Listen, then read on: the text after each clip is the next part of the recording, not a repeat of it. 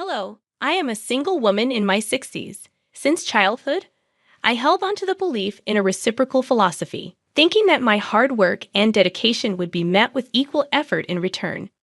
This mindset extended to my relationships, where I believed treating others kindly would result in receiving kindness in return. Even after marriage, I continued to hold this belief, assuming that by being considerate to my husband, he would reciprocate. In today's world, women aren't expected to sacrifice as much. But during my era, societal expectations were different. I willingly made sacrifices for my husband and children, confident that my efforts would contribute to future happiness. However, my marriage and family life didn't unfold as expected. Despite my early mornings and diligent work for the family, complaints and mistakes overshadowed appreciation. At that time, no one mandated that I live this way. I was an ordinary person who married a coworker 4 years my senior due to societal expectations. Despite the societal norms for married women to quit their jobs, I became a full-time housewife after giving birth to my daughter. I had no regrets. I believed it was a natural course of action for family life. Though my life wasn't glamorous like TV dramas, it felt easy and stable. Around my daughter's ninth grade, tragedy struck when my mother passed away suddenly from a heart attack. While mourning her loss, I discovered my husband's affair. In the midst of my grief, he found joy elsewhere, becoming uncaring and eventually demanding a divorce. Despite my determination to avoid divorce, my husband's behavior became unbearable. Divorce wasn't as socially acceptable back then, and despite an irresponsible and unkind husband, I resisted the idea. Looking back, I realized my naivety, but more was at stake. My daughter, witnessing the turmoil, felt the impact. Despite my refusal to divorce, I found myself in a deeply miserable situation. During a heated argument about our impending divorce, my father unexpectedly visited. Witnessing the distress in our relationship, he offered me a place to live and encouraged me to leave my husband, taking my daughter with me. Having recently lost his wife and observed his daughter in an unhappy marriage, my father convinced me that persisting in such a difficult situation was futile. Feeling the weight of his concern, I yielded to my husband's request for a divorce. In return, my husband provided me with $3,000 in cash. With my father's support, I secured a 2-bedroom townhouse to live in with my daughter, starting anew. I anticipated the need to work hard to support my daughter, fearing judgment from society for being a divorced woman with a daughter. This concern was particularly heightened as my daughter entered adolescence. During this challenging period, my daughter expressed typical desires of her age, lamenting the perceived consequences of her parents' divorce. Despite the emotional hurt, I knew I couldn't dwell on them forever, determined to provide for my daughter. I embarked on the journey of seeking stable employment. However, being an older divorced woman with a child made securing a job challenging. Undeterred, I took on multiple part-time and nighttime jobs, even engaging in freelance work at home whenever possible. As time passed, my daughter advanced to her senior year of high school. Despite financial constraints, she excelled academically, finding her own way to thrive. Motivated by my desire to ensure her future, I secured a job at a 24-hour restaurant, working 12-hour shifts. 2/3 of my earnings were diligently saved for her college tuition. Despite facing judgment and gossip, especially from some married men who viewed me as an easy target, I persevered for the sake of my daughter. The sacrifices were numerous, but my goal was to provide her with opportunities I never had. As she approached adulthood, I hoped she would understand the struggles I faced in raising her and making a living. Reflecting on these challenges, I realized that having a daughter made my situation both more arduous and meaningful. She became my anchor, giving me the strength to endure and persevere through life's challenges. I held on to the belief that, in the future, my grown daughter and I would share stories about the hardships we faced and take pride in our resilience. A year later, my daughter's outstanding performance in the SAT exams earned her admission to Harvard University, a moment of immense joy that made all the previous struggles worthwhile. As she embarked on her college journey, I felt a mix of pride and emptiness. Though I had managed to provide for her education and housing, the absence of her daily presence at home left a void. We maintained close contact through phone calls, and during the initial months of her independence, our bond deepened. Her newfound affection and connection were a source of comfort, and I cherished our evolving relationship. Despite the challenges, my daughter graduated from college without financial setbacks, fulfilling a dream we had worked hard to achieve. Anticipating that we could live together again, I was surprised when she secured a job at a defense corporation and chose to live independently.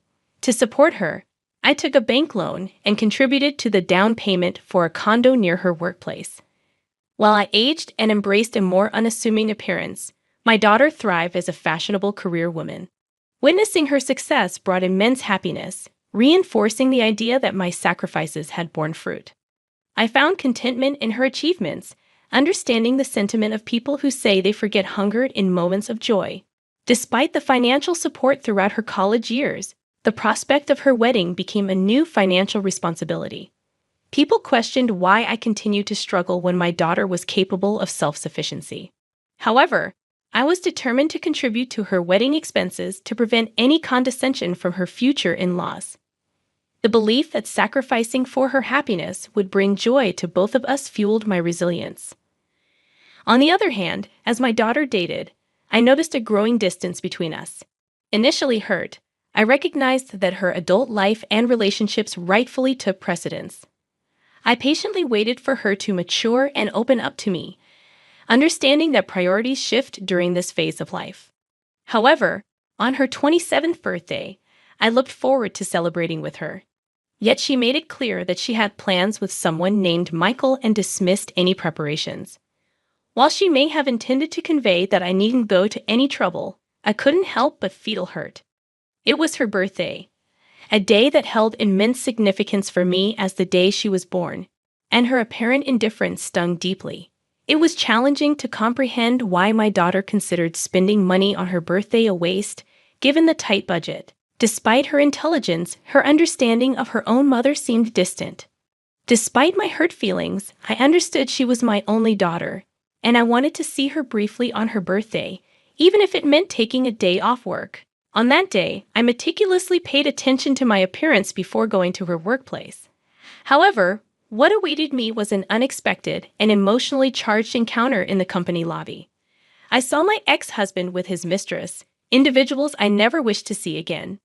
Doubting how he found out and came there, I frantically called my daughter, only to be abruptly hung up on as she claimed to be busy with a meeting. Feeling dumbfounded, I turned around, only to hear my daughter happily calling her dad and embracing him with a bright smile. Her boyfriend seemed familiar with my ex-husband and his wife, adding to my fury. In that moment, I felt betrayed, as if the whole world conspired against me. Drained of meaning, I hastily left the scene. Reflecting on that day, I felt the desire to confront my daughter and ex-husband, but an overwhelming urge to escape prevailed. Despite my inner turmoil, I couldn't muster the courage to call my daughter. Unexpectedly, my daughter showed up at home one day, announcing her decision to get married and handing me an invitation card. The surprise turned into shock when I saw the names on the card. Although she was my daughter, I felt an intense urge to throw her out of the house. I questioned how she, my own daughter, could present such an invitation. I confronted her, expressing my hurt at being treated like a guest at her wedding, emphasizing my role as her mother. In response, my daughter apologized, stating she felt she had no choice. Despite her desire to marry Michael, she faced scrutiny from his parents over every detail about her. The situation left me grappling with complex emotions, torn between hurt and the desire to understand my daughter's perspective on her life-changing decision. The revelation from my daughter about her concerns regarding my divorced past and the challenges of being a single mother struck me deeply. She explained that revealing this truth could jeopardize her chances of marrying her boyfriend, as her potential in-laws might disapprove. In the face of this revelation, I couldn't help but express my frustration, reminding her of the sacrifices and struggles I endured to raise her, work at a restaurant, and fund her education. My daughter's response. However, her response stunned me. She dismissed the past, stating that her father and his new partner, the woman who played a role in breaking our family, had already met with her future in-laws. In her perspective, the present was what mattered most, and she prioritized her desire for a comfortable life over the difficulties we faced before. Feeling hurt and regretful, I spoke harshly to her for the first time in my life, expressing my disappointment in her attitude. In turn, she suggested that if I wanted to drop her from my life, I should repay her for the money I spent raising her. This exchange led to a heated argument, and she left my house in anger, proclaiming that we were now strangers. Devastated by the turn of events, I questioned the purpose of saving money for her wedding and felt a deep sadness when I looked at the wedding invitation she had left behind, with a different name printed where mine should have been. 3 years later, I received news that my father, who had been living independently to avoid burdening me, had fallen ill. Sadly, I learned about his condition only after his passing. The realization of being a poor daughter to him hit me hard. A few months later, I inherited a small condo where he had lived, a bittersweet reminder of the family ties and struggles that shaped my life. Upon realizing that I had money saved from my daughter's wedding in the savings account, I decided it was time to live for myself, even if it seemed somewhat late in life. I pondered the idea that in today's world, trusting only one child and sacrificing for them might not be the most fulfilling path. It was a realization that I should prioritize my own desires and needs before it became too late for me to enjoy life. As I contemplated this shift in perspective, a real estate broker and close friend from the restaurant where I worked suggested that I consider what I truly wanted to do. Despite societal expectations for women to sacrifice, I felt a desire to break free from that mold and live for myself. I harbored a feeling of regret and sorrow for the sacrifices I made over the years, and I yearned to pursue personal fulfillment.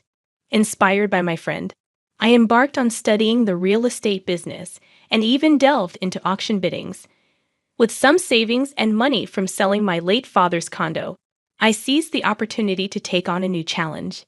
In the surprising turn of events, I became a building owner overnight, residing in a prime location. 6 months later, after returning from a mountain climbing adventure, I found myself on the top floor of my building, now transformed into my home. Unexpectedly, someone knocked on my door, and I debated whether to pretend not to be home due to fatigue. However, curiosity prevailed, and I opened the door to find my pregnant daughter with a chubby-cheeked toddler in her arms. Tearful and distressed, she explained that she had been deceived by her husband, who turned violent and had affairs. Faced with impending childbirth and raising her young daughter, she sought refuge with me, despite my initial shock and the lingering hurt from our previous arguments. I couldn't turn my back on my daughter in need. She revealed that she had heard about my newfound success in real estate and wanted assistance. Despite the painful history between us, she pleaded for help, pointing out that she had a share in the money I had acquired from my wedding savings and inheritance. Caught between anger and compassion, I couldn't deny my daughter's plea for help. Despite her past actions, I recognized the vulnerability in her situation and knew that as a mother, I couldn't turn her away.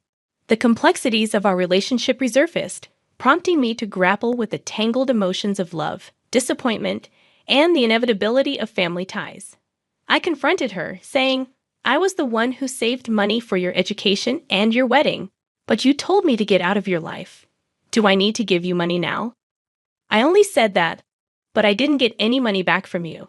It seems that in front of money, there is no use for the bond between a parent and a child. Now that you have money, you don't need a daughter, right? No matter what, I am still your daughter, so I have a right to your money too. I was once very proud of you, thinking that it was because of me that you were able to attend Harvard. But now I see that it was all in vain. I guess I was too busy making a living that I couldn't teach you to be a decent human being. I raised you as someone who is so selfish and can only think of yourself. I don't plan to give you 1 penny, so you can either go back to your husband or your wonderful father. You are too mean. Could you abandon your own daughter? Do you think other people would care for me at all? That wife already ran off with the money, and he has disappeared trying to look for her. If you abandon me, I'll become an orphan. Now I have a child and I'm pregnant, so how could you be so mean to me? Would you be happy if I died like that?" When she screamed at me, I couldn't put up with her any longer, So I took out all the money I had in my wallet and threw it at her. Since you are acting so pathetic, I'll give you that. However, never come back to my house because I won't let you in. There's something that I learned in the meantime, just that your life is important. Now my life is important. You cannot put me in and out of your life at your whim. I coldly let my daughter and her child out of my house. Of course, I would not feel good about it since she was my daughter after all. However, I couldn't accept her because she still was as selfish as before, and I couldn't bury the past. However, I felt sorry for my little granddaughter, who was innocent and got kicked out together with her mom. After that, my daughter was too proud and never came to see me again. To be honest, I knew that she was such a daughter. So, has she repented for her past acts and begged me for forgiveness out of a quest? Pretending I was reluctant, but would have found ways to punish her wayward husband. But I was so disappointed that if she erased me from her life to marry her husband, she should have lived happily. Why did my husband and my daughter turn out that way, even though I lived a hard life? Now I see that the only person who is living a life the way I want to is only me alone. Thus, if anyone is living a life like I did on behalf of others, I want to say this one thing for sure. No matter how strong your relationship is with another person, be sure to take care of your life first. Even if everyone in this world betrays you, you will not betray yourself. In the end, happiness is not what you do for others, but what you do for yourself. I want to give that message through my story here. Even though it may seem like a life that's only felt half, I plan to try to fill that remaining half from now on for complete happiness. Thank you for listening to my story. I hope all goes well for you today, and good fortune will be with you. Please cheer for me and write your comments of wisdom in the comment section. Pressing like and subscribing is a big help to me. Have a wonderful day, everyone.